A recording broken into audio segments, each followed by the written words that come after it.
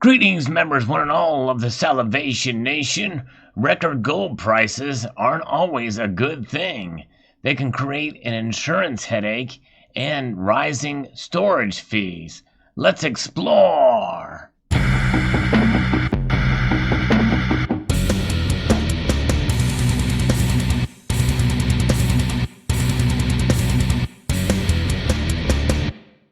This article comes to us from Bloomberg Business Week and was shared with me by Chuck and Plata.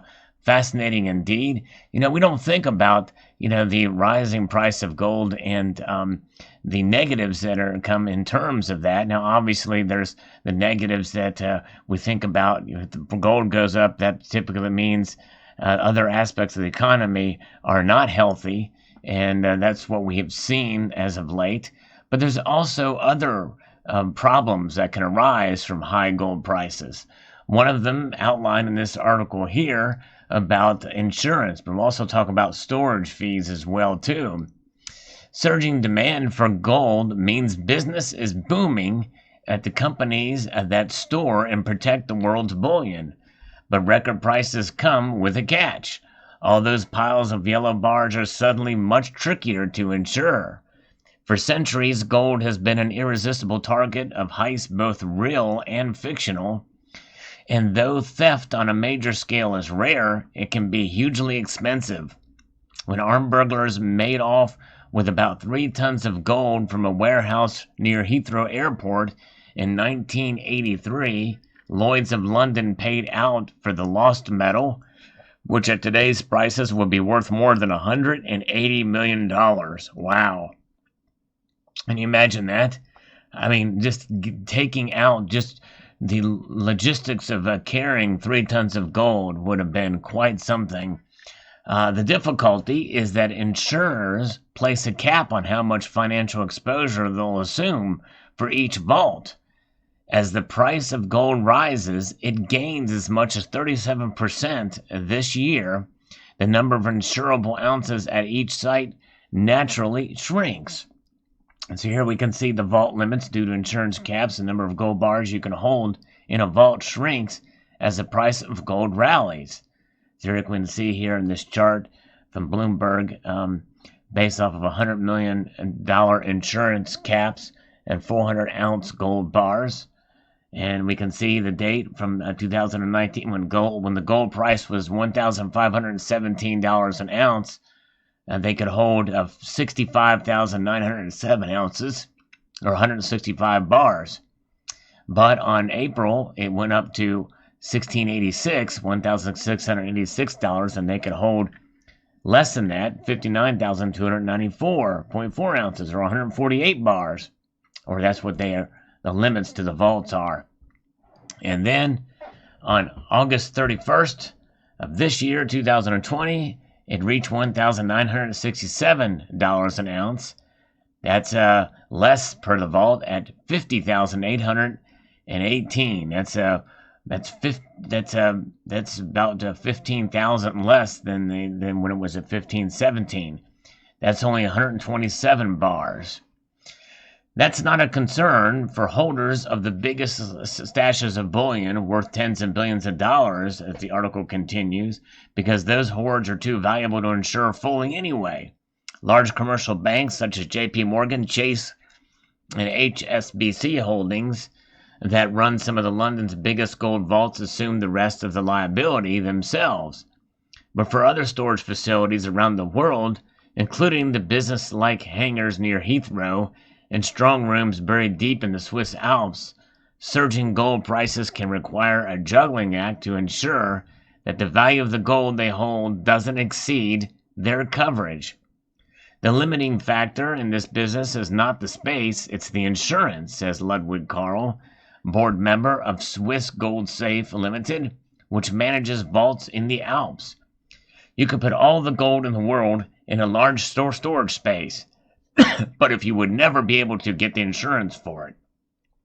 Generally, the answer is to build more strong rooms, spreading out the risk and procuring insurance for them individually. Swiss Gold Safe is opening a new vault sooner than planned now that demand has exploded because of the pandemic, Carl says. But even with more sites, Insurance remains a limiting factor. QBE European Operations plc is underwriting company at Lloyd's won't insure any single client or bank for more than $150 million in gold, says portfolio manager Ryan Joseph. By combining all the underwriters available on the Lloyd platform, you can almost get at most about $2.5 billion of coverage for one vault, according to QBE. We would rather it be stored in a number of locations rather than one, Joseph says. The problem is the number of locations is running out. So that is definitely an issue. And I tell you what, that is the foundation. Spreading out the risk is why I believe in storing precious metals in multiple locations. It's what I've been doing for quite some time after a lesson learned after a burglary that had occurred at my home. And so I've certainly beefed up security and mostly don't store much of it at my location. Where I'm at right now, there's not much here. You store it in separate places. Thankfully, I am blessed to be able to have those multiple locations to store it. But the other idea is if you actually store it with a vault, there is off-site storage, and you've heard it talked about. Major companies have offered off-site storage, and this is why they charge by the value of the gold as opposed to the ounces, the number of ounces. And that makes sense because a part of the cost, you are paying for the insurance to store that gold. And obviously, there's a risk, especially a large concentration of wealth like that of a burglary there. And so they are having to do the same thing, is to spread that risk out there in multiple areas and locations and vaults. And so that is fascinating indeed. It gives us some idea, but more than likely, when the price is up, more than likely, if you are storing your gold off-site at one of these facilities, these secure vaults, you are probably will be paying more to store that gold, which is why, in many cases, many of us choose to store it and have it on our person or have it readily available. Really, you know what? Anything of value, there's going to be a risk involved in it. The old adage, if you don't hold it, you don't own it. Well, that could hold true in some cases for me, if I'm not anywhere near where the gold is in my possession, as one of these off-site storage areas that I have. Do I really own it?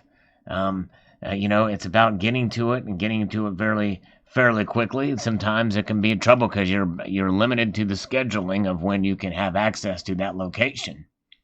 But nonetheless, it does provide a little bit of framework here as the gold becomes more recognized and it makes the news again. And that means the threats to it, because of its value, start to increase as well. Oh, I miss the good old days when gold was trading for under $300 an ounce. You know what I mean? But nonetheless, it is what it is. It's high right now, and we'll continue to press on. But interesting article indeed. Thanks again to Chuck and Plata for sending it to me.